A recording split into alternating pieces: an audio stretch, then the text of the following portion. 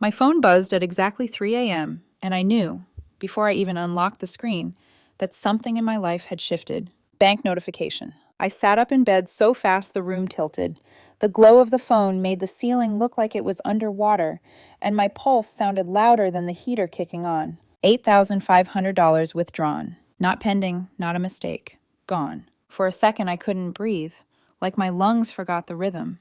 And then my body did what it's learned to do since Jason died. It went very, very calm. The $8,500 wasn't extra money. It wasn't vacation money. It wasn't shopping money. It was Noah's money. Not his allowance, his lifeline. The savings I'd been building for asthma medication, specialist visits, emergency room bills. The kind of money you pray you never need and still keep within reach because you're a parent and you've seen what happens when a child can't catch their breath. My thumb scrolled. Louis Vuitton, Supreme, Apple Store, a $2,000 spa deposit. My throat went dry. And like a cruel punchline, I heard Amber's voice from yesterday afternoon. Lazy, bored, completely unbothered. I just used your card to buy some snacks, Aunt Maya. Nothing major. Snacks, I whispered into the dark, staring at thousands of dollars in transactions like they were a list of insults. I didn't scream, I didn't cry. I opened my banking app, froze every account, flagged each charge as fraud, and requested reversals with the same steady hands I used to hold Noah upright during nebulizer treatments. By the time I was done, it was still 3 a.m., but it felt like another life had ended. I padded down the hallway and cracked Noah's door open. He was asleep, curled around his blanket like it was protecting him from the world. Even in sleep, his breathing had that faint wheeze that never fully left, like a reminder written into the air. The nightlight cast a soft circle over his bedside table. A photo sat there, Jason smiling so wide it made my chest ache, holding Noah when he was 5.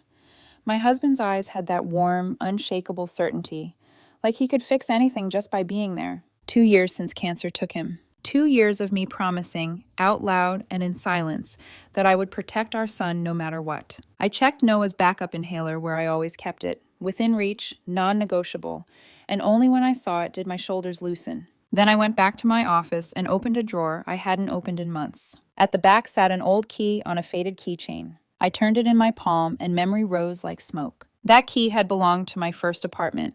I'd given it to Tessa 20 years ago, the night I left for college.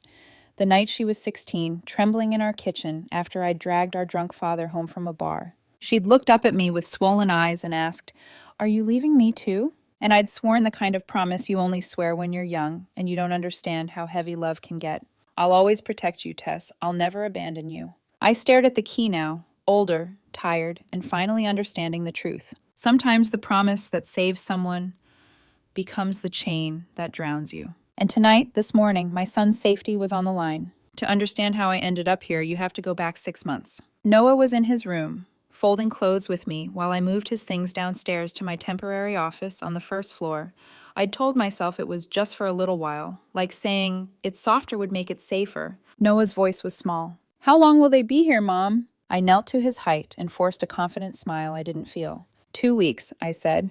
Aunt Tessa just needs time to find work. Then they'll have their own place. Even as I said it, doubt slid under my ribs like a cold knife. Tessa arrived at 11 a.m. with 2 suitcases, bloodshot eyes, and the sharp smell of alcohol hiding under cheap gum. When I gave her a look, she lifted her chin and smiled too fast. "Flight got delayed," she said. "Airport bars are always open." Behind her came Henry, exhausted, tight-lipped, carrying a duffel like it weighed more than clothes. And then Amber brushed past me like I was furniture. No hello, no thanks. Just a quick scan of my house like she was rating it. "Wi-Fi good here?" she asked. "I just got accepted to college. I need internet for online classes." 2 weeks became a month. A month became 6. And somehow I became the person paying for groceries I didn't eat, utilities I couldn't afford, and peace I couldn't find inside my own home. Now, 6 months later, I stood in the kitchen the morning after the fraud alert, coffee dripping into the pot like it didn't know my world had cracked. I didn't have to wait long. A scream exploded down the hallway from the guest room. "What the hell is happening?" Tessa's voice. "Why are my cards declining?" Footsteps thundered. Tessa stormed into the kitchen in wrinkled pajamas, face red, eyes wild. "Did you freeze the accounts?" she demanded, like I'd stolen from her. Henry trailed behind in a bathrobe, hair wet, expression already pleading, like he could smooth this over if he spoke gently enough. I didn't answer. I placed my phone on the counter and turned the screen toward them. A list of charges. $8,500 total. Amber's shopping spree lined up like trophies. Tessa blinked at it, then scoffed. Henry gave a tired sigh and shrugged, like we were discussing a messy schedule, not my child's medical fund. She's under pressure, Henry said casually. College, new environment, she needs compassion. Tessa reached out and patted my shoulder, actually patted it, like I was being dramatic. Kids will be kids, she said with a fake bright laugh. We'll handle it. I stared at my sister and realized, with a strange clarity, that she didn't even understand what she'd done. Or worse, she understood and didn't care. The kitchen door frame creaked. Noah appeared in his school uniform, backpack on, eyes instantly scanning the room like a little animal checking for danger. My voice softened for him. Noah, wait in the car, I'll drive you. Tessa stepped sideways, blocking my path. Her smile vanished. No, she said sharply. We settle this right now. This is family business. Noah's family too. A cold anger rose so clean it felt like ice. I looked straight at her. That's right, he's my family. He's going to school. Amber wandered in then, hair messy, expression annoyed like she'd been inconvenienced by the universe. Why can't I order anything, she complained. My friends are waiting for those items. The card keeps getting declined. My stomach clenched. I kept my voice calm anyway. Calm like a warning. I canceled everything, I said. Someone will pick it up today. That money was for Noah's medication, not Louis Vuitton bags and spa vacations. Amber's face turned red. You don't have the right, she shrieked. Those are my things. Noah tried to slide toward the door quietly, eyes down, shoulders tight. Amber's gaze snapped to him.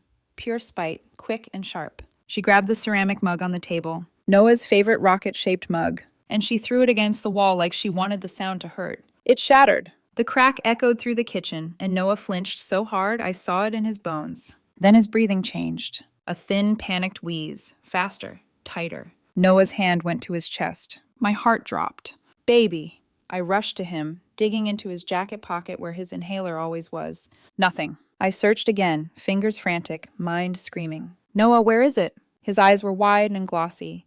He tried to speak between gasps. Amber took it, he wheezed. She said it was a joke. Tessa and Henry just stood there, stunned, frozen, useless. Amber's expression flickered, just for a second, then hardened into irritation, like Noah's struggle was inconvenient background noise. Something inside me snapped so quietly none of them heard it. I scooped Noah into my arms and ran. As I reached the front door, I looked back over my shoulder at my sister. My voice wasn't loud. It was worse than loud. We're not done. I drove like the road owed me mercy. St. Mary's emergency room lights were harsh, the air smelling like disinfectant and fear. Nurses moved fast when they saw Noah. They took him back immediately, and I stood there shaking, watching doors swing shut like the world was locking me out. When the attack finally eased, Noah lay pale and exhausted, his fingers curled around mine. Dr. Wilson pulled me into the hallway, voice gentle but serious. This one was severe, Ms. Johnson, he said. Stress is a major trigger, and missing preventive medication makes it worse. Stress. My house. My choices. My failure. I leaned against the wall, the guilt pressing down so hard I thought I'd fold in half. Then a voice cut through it. Maya? I turned. A man stood there holding a small bouquet and a book, eyes full of real concern. Samuel Miller, Noah's teacher. I was worried, he said quietly. Noah didn't come to school. The class signed a get well card. Something about his steady presence made my throat burn. And before I could stop myself, the truth spilled out. My sister moved in, I admitted, embarrassed and exhausted. 6 months ago. It was supposed to be temporary. Now it's this. Samuel didn't look shocked. He looked like he understood. Sometimes kindness becomes a burden, he said softly, when the person receiving it doesn't respect it. Noah stirred then, opening his eyes. When he saw Samuel, a weak smile appeared. Mr. Miller, he whispered, you came. Samuel stepped closer, voice warm. Of course I did. Noah's gaze flicked to me, then down. And in a small voice, too small for the weight it carried, he said, Amber always hides my inhaler. She calls me weak. She says I'm expensive. The hallway seemed to tilt again. I knelt beside the bed, gripping his hand. Why didn't you tell me? I asked, my voice breaking. Noah's eyes filled. I was scared, he whispered. She said if I told, she'd do something worse. Something worse. I closed my eyes, and when I opened them, I wasn't the woman who made promises out of guilt anymore. I was a mother. I'm sorry, I told him. I failed you, but that ends now, I promise. When we finally left the hospital, the sky was late afternoon orange, soft and deceptive, like the world hadn't just shown me its teeth. Noah sat in the car, tired but stable, and asked the question that cut straight through my chest. "You're going to make them leave, right?" I stared ahead at the road, hands tight on the wheel. I thought about the old key in my drawer, the promise I'd made to Tessa, and the new promise that mattered more than any other. "I won't let anyone hurt you again," I said, each word deliberate. "Not in our home, not in our life." As we pulled into the driveway, the house looked the same as it always had. But I wasn't. And inside, I could already hear voices, Tessa's, Henry's, like they believed they still had the right to take up space. I opened the car door, felt the cold air fill my lungs, and stepped toward the front door with one clear thought. Protecting my sister never meant sacrificing my son. Not anymore. I didn't slam the door when we got home. That would have been too easy, too emotional, too human. Instead, I closed it carefully behind us, like I was sealing something shut, like I was trapping a storm on the inside where it belonged. Noah hovered near the staircase, still pale, still fragile. The hospital band was wrapped around his wrist like a warning label. "Go upstairs," I told him gently. "Get in bed. Keep your backup inhaler next to you." He hesitated, eyes flicking toward the hallway where voices murmured, low, irritated, unconcerned. "Mom!" I stepped closer, lowered my voice so only he could hear. "I'm not asking," I said. "I'm protecting you." That word, protecting, hit me like a memory. Noah nodded once and climbed the stairs slowly, as if the house itself could trigger another attack. I watched until his door closed. Then I turned, and I walked towards the kitchen like I was walking into court. Tessa sat at my table, legs crossed, scrolling her phone with the lazy confidence of someone who believed the world always softened for her. Henry leaned against the counter, arms folded, eyes heavy with the kind of exhaustion that came from years of dodging reality. Amber was on the couch, chewing gum and watching a video, like the emergency room had been a minor detour in her day. No one stood when I entered. No one asked if Noah was okay. No one apologized. Tessa looked up first, her face twisting into annoyance. "So," she said, "is he fine?" My jaw tightened. "Define fine," I replied. "Define it in the way you'd want someone to define it if it was your kid gasping for air." Henry straightened slightly, as if the tension finally registered. "We didn't mean," he started. I cut him off with a quiet look. "No," I said. "You didn't mean anything, that's the problem." Amber didn't even glance up. I walked to the counter, set Noah's discharge papers down, then placed my phone beside them like evidence. Tessa rolled her eyes. "Maya, don't do this. It was a mistake. We'll fix it." "A mistake," I repeated slowly. I looked at Amber. "Was it a mistake when you hid my son's inhaler?" Amber's gums stopped mid-chew. For the first time, her eyes snapped up to me. Sharp, irritated, defensive. "I didn't hide it," she said. "I moved it. He's dramatic." My blood went cold. Henry's face pinched. "Amber." Tessa waved a hand like she could erase it. "She's young," she said. "She doesn't understand how serious asthma is." "She's 18, I said. My voice didn't shake. That frightened even me. "She understands. She just doesn't care." Tessa's expression hardened. "You're overreacting." Overreacting. I remembered the sound of the mug shattering. I remembered Noah's wheeze, his terrified eyes. I remembered searching his pockets with shaking hands. I stepped closer to the table and leaned in, just enough to make Tessa finally sit up. "I want you to listen to me," I said softly, "because I'm only going to say this once." Tessa stared at me, chin lifted like she was ready to win. Henry watched nervous. Amber smirked, like she thought I was bluffing. I took a breath. 14 days, I said. Tessa blinked. "What?" "You have 14 days to get jobs and figure out where you're going next," I continued. "You will not stay here past that." The room went silent. Then Tessa laughed, short, disbelieving. "You can't be serious." "I'm serious," I said. Henry pushed off the counter, palms out. "Maya, come on, we're trying. It's been hard. You know the economy." "Don't," I snapped, the first crack in my calm. "Don't talk to me about hard. Don't talk to me about struggling." I pointed toward the stairs. "My 12-year-old is learning to measure his breathing in this house. He's learning to move quietly so your daughter doesn't notice him. Do you understand how sick that is?" Amber scoffed. "He's not a baby." "He's a child," I said, "and you endangered his life." Tessa stood so fast her chair scraped the floor. "You're punishing us because you're stressed," she hissed. "Because you're lonely. Because Jason died, and you think you get to control everyone." The name hit like a slap. For a second, my vision blurred. But then I saw Noah's face in the hospital bed, and something inside me steadied. "Don't use my husband," I said quietly. "Not for this." Tessa's eyes flashed. "You promised you'd always protect me." There it was. The old hook. The old chain. 20 years ago, a terrified 16-year-old had clung to me in our kitchen, and I'd sworn I'd never let the world swallow her. But the world hadn't swallowed her. She'd learned to swallow the world instead, one excuse at a time, one rescue at a time, one boundary I refused to set. I nodded slowly. I did promise, I said, and I kept it. I kept it until it started hurting my son. Henry's voice broke in, softer now. Maya, please. I looked at him and saw something I hadn't wanted to see before, not just entitlement. Fear. Fear of working. Fear of failing. Fear of being exposed as adults who couldn't stand on their own. And suddenly my anger sharpened into something cleaner. This is what's going to happen, I said. You will work. All of you. Amber made a choking sound. Excuse me? I'm not finished, I said, and the way I said it made her shut up. I pulled out a folded paper from my bag, something I'd picked up in the hospital lobby because my mind needed a plan. I slid it across the table. Tessa frowned, reading. Henry leaned in. Amber didn't move. Henry's eyes widened. Seaside Grill? Yes, I said. Ryan owns it. He has 3 open positions, a cook, a host, and a server. Tessa stared at the page like it was an insult. You set us up to be waitstaff? Amber snapped, finally rising from the couch. I'm a college student. I shrugged slightly. And Noah is a child with asthma, I said. We all carry something, Amber. Some of us just don't use it as an excuse to steal. Amber's face flushed bright red. Tessa's voice turned sharp, pleading and furious at the same time. You're humiliating us. No, I said. I'm giving you a way out that doesn't involve bleeding my son dry. Henry swallowed hard. Ryan is your friend. He'll really hire us? He'll hire you if you show up, I said. But here's the part you're going to hate. I walked to the hallway closet and dragged out 3 suitcases, old ones, but sturdy. The wheels clacked over the wood floor like a countdown. I placed them in the living room. Then I faced them again. If you work and contribute, I said, you can stay for the 14 days while you save and plan.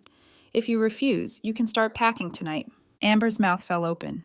You can't do that. I met her eyes. I already did. Henry ran a hand over his face, like reality just slammed into him. Tessa looked stunned, like she couldn't believe the version of me standing in front of her existed. You're really going to throw your own sister out, she whispered. I stepped closer, and my voice dropped to something almost gentle.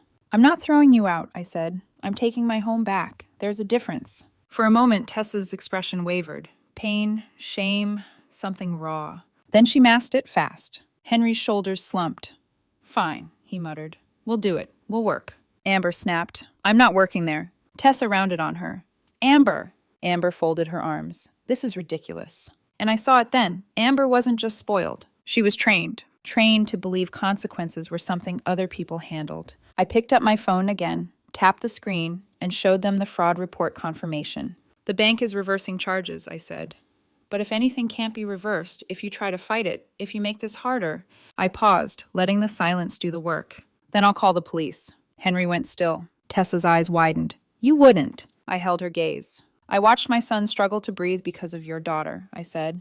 Don't test what I will do. Upstairs, a soft sound, Noah's door creaking. I turned my head and saw him peeking through the railing, eyes wide, face anxious. I forced my expression to soften. It's okay, baby, I called gently. Go back to bed.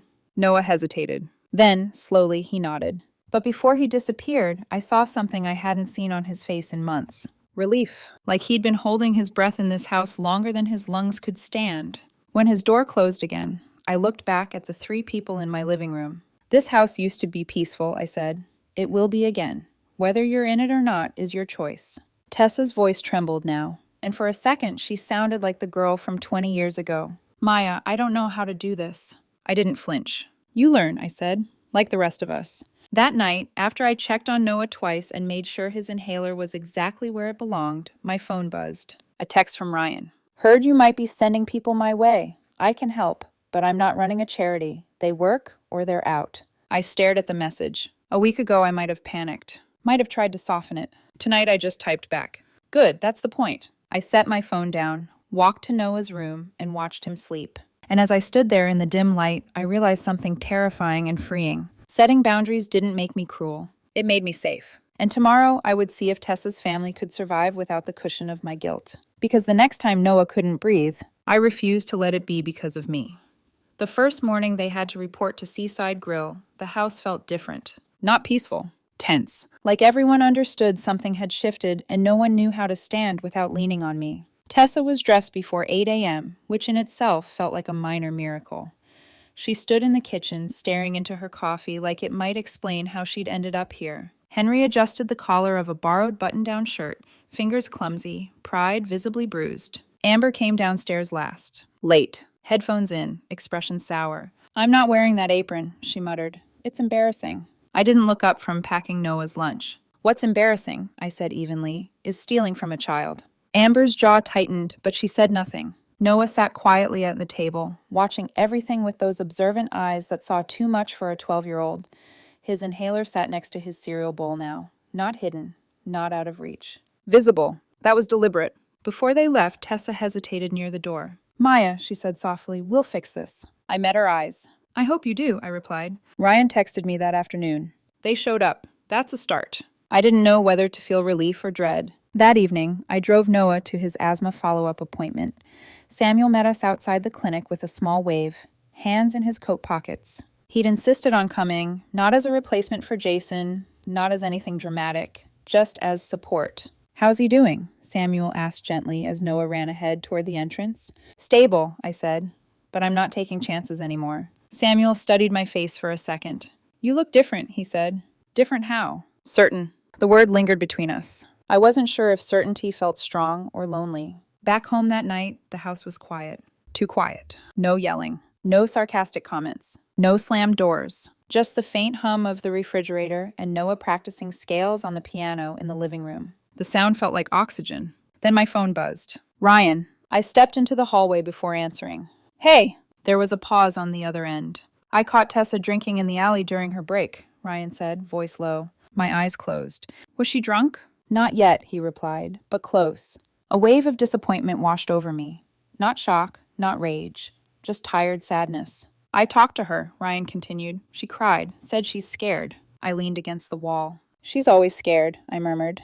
"That's the problem." When they came home that night, I didn't say anything. Tessa's eyes were red. Henry looked defeated. Amber slammed her bedroom door without a word. At dinner, Noah picked at his food quietly. Then he looked at me and asked, "Are they going to leave?" I swallowed. "They might," I said honestly. He nodded once. "I don't want them here," he whispered. That hurt more than anything, because this had been his home first, and I'd let it become a place he tiptoed through.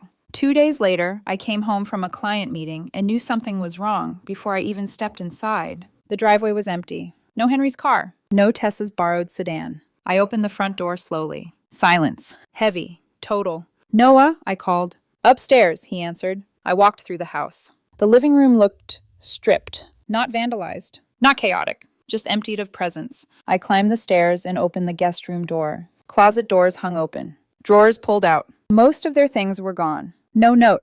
No goodbye. Just absence. Noah stood in his doorway watching me. "Did they leave?" he asked, voice cautious. "I think so," I said. Relief flickered across his face, then confusion. We checked his room. Amber's corner of it was messy, like she'd packed in a hurry. Under the bed, Noah bent down and pulled something out. A torn photograph. It was from last summer, me and Noah at the park, laughing, wind in our hair. The middle was ripped clean through. "She tore it," Noah said quietly, "because I wouldn't let her use my iPad."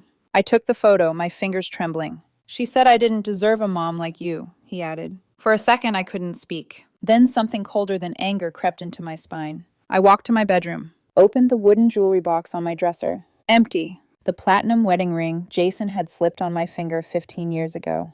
Gone. The silver locket with the tiny photo of the three of us inside. Gone. I sat down hard on the edge of the bed. This wasn't about money anymore. This was Jason's last touch. His memory. Our family frozen in silver. Noah appeared in the doorway. "Mom?" I couldn't hide it from him. "They took it," I said hoarsely. His shoulders stiffened. "That's stealing," he said firmly. "We should call the police." The word hung in the air. Police. Consequences. Jail. My sister. The promise I made at 20. My chest tightened. Part of me wanted to protect her one more time. The other part saw Noah in a hospital bed. Saw the torn photo. Saw the inhaler missing. Before I could answer, the doorbell rang. Sharp. Sudden. I wiped my face and went downstairs. When I opened the door, Samuel stood there, worry written all over him. "Noah called me," he said softly. "Are you okay?" The strength I'd been holding together all day cracked. "They left," I whispered. "And they took Jason's ring, the locket." Samuel didn't hesitate. He stepped inside and pulled me into a steady, grounding embrace. Not possessive, Not dramatic. Just solid. We'll find it, he said. How? I breathed. I have a friend who works at the police station, he replied, and I know a few pawn shops around the east side. Let's start calling. We sat at the kitchen table, dialing numbers one after another. Most were dead ends. Then Noah's voice rang out from upstairs. Mom, I found something. We rushed up. Noah stood in the bathroom holding a crumpled slip of paper. I found it behind the toilet tank, he said, where Aunt Tessa used to hide cigarettes. My stomach dropped. It was a pawn ticket. Uncle Pete's pawn shop. East side. My hands shook, but this time with purpose. At least now I knew where to go. That night, after Noah finally fell asleep, Samuel stayed. Not in my room. On the couch. Just in case I did something reckless. I sat at the dining table and wrote a letter. Not rage. Not threats. Just truth. I told Tessa about Noah's hospital bed. About the torn photo. About the way our father's alcoholism had shaped both of us differently. I told her protecting her didn't mean shielding her from consequences. And that if she wanted any chance of being in our lives again, it would start with accountability. I folded the letter and placed it on the counter. The house was so quiet it almost rang. And in that silence, I realized something. When chaos leaves, it doesn't disappear. It echoes. Early the next morning, before I could take Noah to school, the doorbell rang again. I opened it to find Ryan standing there. He looked exhausted. In his hand was a small velvet box. I thought you should have this, he said quietly. He opened it. Jason's wedding ring caught the morning light. My knees nearly buckled. I found Tessa in the park last night, Ryan continued. Drunk. She tried to trade this for cash. My throat closed. She's at Valley Hope Addiction Center now, he added. I took her there instead of the police. The air felt thin. She admitted taking it? I asked. Ryan nodded. Necklace is still missing. She said she sold it. Pain flared, but under it was something else. Clarity. Noah came downstairs, backpack on. Is Aunt Tessa okay? He asked. Ryan knelt to his level. She's getting help, he said gently. Sometimes adults need help too. I held the ring in my palm, cold and real. For the first time in months, the house felt like it belonged to us again. But peace wasn't restoration. Not yet, because somewhere out there was the locket with Jason's face inside. And somewhere deeper inside me was a promise being rewritten. Not abandoned, rewritten. I didn't put the ring back in the jewelry box. I wore it, not on my left hand. That chapter had already been written, but on a thin chain around my neck, tucked beneath my shirt, close enough to feel the weight of it. The locket was still missing, and somehow that hurt more. Ryan stood in my kitchen, exhaustion lining his face. She was out of it, he said quietly. Kept saying she didn't mean for things to go this far. I let out a hollow breath. They always don't mean it, I replied. After. Ryan studied me carefully. You want to press charges? The question didn't feel dramatic anymore. It felt procedural, adult, real. Noah sat at the table, listening but pretending not to. I shook my head slowly. Not yet, I said. If she runs again, I will. Ryan nodded once. No judgment. She's starting detox today. Valley Hope doesn't mess around. Detox. The word made everything feel clinical and irreversible. After Ryan left, I drove Noah to school. He was quieter than usual. Are you mad at Aunt Tessa? He asked suddenly. I considered the question. I'm hurt, I said honestly. There's a difference. He nodded like he understood more than he should have to. That afternoon, Samuel stopped by with groceries. Nothing extravagant, just normal things. Pasta, fruit, milk. You don't have to keep rescuing us, I said gently. He smiled faintly. I'm not rescuing, he replied. I'm participating. The word settled warmly in my chest. Participating. Not taking over. Not replacing. Just standing beside. That night, after Noah fell asleep, I found myself staring at the empty space in the jewelry box where the locket should have been. It wasn't about the metal. It was about the tiny photo inside. Jason holding Noah at 5. Me leaning into both of them. Frozen happiness. Gone because I had confused loyalty with blindness. 3 days later, a white envelope slid under my front door. No stamp. Just my name written in handwriting I'd known since childhood. My pulse quickened. Inside was a letter. Facility stamped from Valley Hope Addiction Center. My hands trembled as I opened it. Maya, I don't know where to start. I'm sober as I write this. 3 days. It feels like 3 years. I swallowed. I've been drinking longer than you know. After Dad died, I told myself it was just to cope.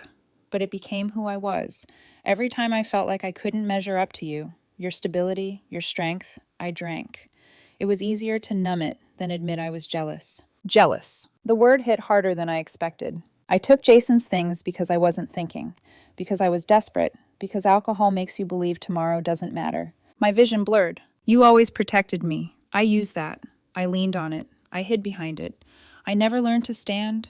I'm sorry. I sat down slowly. No excuses. No blame shifting. Just truth. At the bottom, the ink was slightly smudged. Is there still a chance for me to be your sister? I folded the letter carefully. Not forgiveness. Not rejection. Just space. That Friday was Noah's piano recital at Lincoln Elementary. He'd been practicing for weeks, fingers pressing into the keys with determination that reminded me painfully of Jason. Samuel met us outside the auditorium, holding 2 programs. You ready? He asked Noah. Noah grinned nervously. I think so. Inside, the room buzzed with parents and soft tuning notes. When Noah stepped onto the stage, my heart lodged in my throat. He scanned the crowd until he found me, and I smiled. He began playing Jason's favorite piece. The first notes wobbled, then steadied, then filled the room with something fragile and brave. Halfway through, I felt Samuel's hand lightly brush mine, just enough to ground me. And then I saw her, Amber, standing at the back of the auditorium. No flashy clothes, no smug expression. Hair pulled back,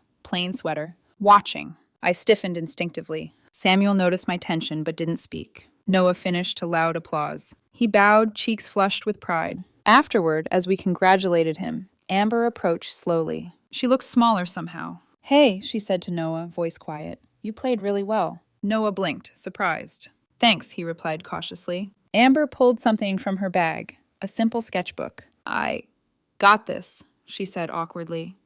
I know you like drawing spaceships. Noah looked at me. I didn't nod. I didn't shake my head. I let him decide. He accepted it slowly.